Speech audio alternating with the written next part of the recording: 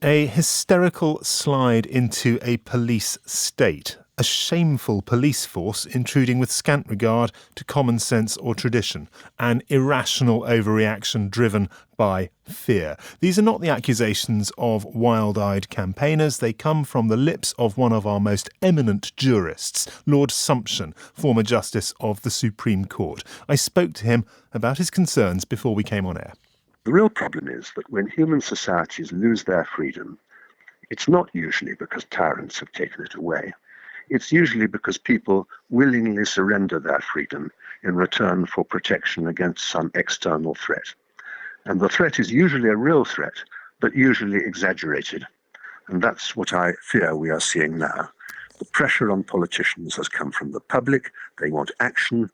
They don't pause to ask whether the action will work.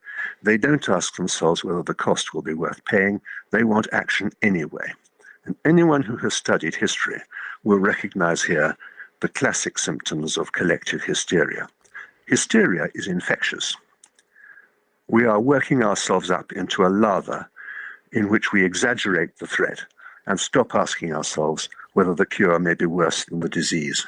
At a time like this, as you acknowledge, citizens do look to the state for protection, for assistance.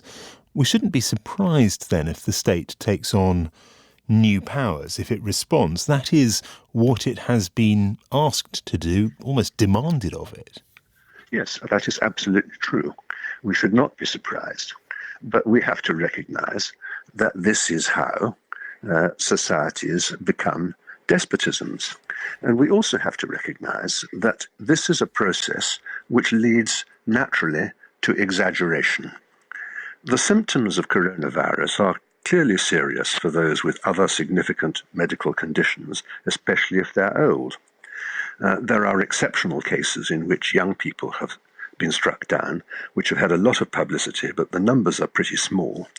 The Italian evidence, for instance, suggests that only 12% of deaths, is it possible to say, coronavirus was the main cause of death. So yes, this is serious, and yes, it's understandable that people cry out to the government. But the real question is this serious enough to warrant putting most of our population into house imprisonment, wrecking our economy for an indefinite period, destroying businesses that honest and hard-working people have taken years to build up, saddling future generations with debt, depression, stress, heart attacks, suicides, and unbelievable distress inflicted on millions of people who are not especially vulnerable and will suffer only mild symptoms or none at all, like the Health Secretary and the Prime Minister. The executive, the government, is all of a sudden really rather powerful and really rather unscrutinised. Parliament is in recess. It's due to come back in late April. We're not quite sure whether it will or not. The Prime Minister is closeted away, communicating via his phone. There is not a lot in the way of scrutiny, is there? No. Certainly there's not a lot in the way of institutional scrutiny. The press has engaged in a fair amount of scrutiny. There has been some good and challenging journalism. But mostly the press has, I think, echoed and indeed amplified the general panic. The restrictions in movement have also changed the relationship between the police and those whose in name, at least they serve. The police are naming and shaming citizens for travelling at what they see as the wrong time or driving to the wrong place. Does that set alarm bells ringing for you as a former senior member of the judiciary? Well, I have to say it does. The tradition of policing in this country is that policemen are citizens in uniform. They are not members of a disciplined hierarchy operating just at the government's command. Yet in some parts of the country, the police have been trying to stop people from doing things like travelling to take exercise in the open country, which are not contrary to the regulations, simply because ministers have said that they would prefer us not to.